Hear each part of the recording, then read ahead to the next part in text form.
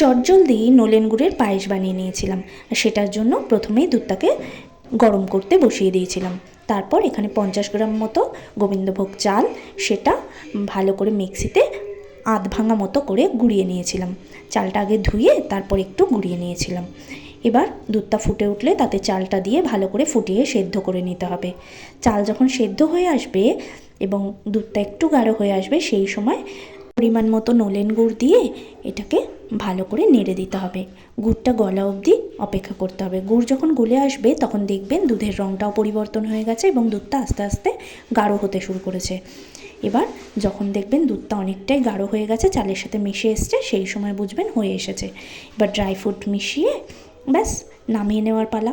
আমার পায়েস রেডি হয়ে গেছিলো, আমিও নামিয়ে নিয়েছিলাম এবং কিছুটা ঠান্ডা করে বাবাকে দিয়ে দিয়েছিলাম টেস্ট করার জন্য। বাবা বলল দারুণ হয়েছে।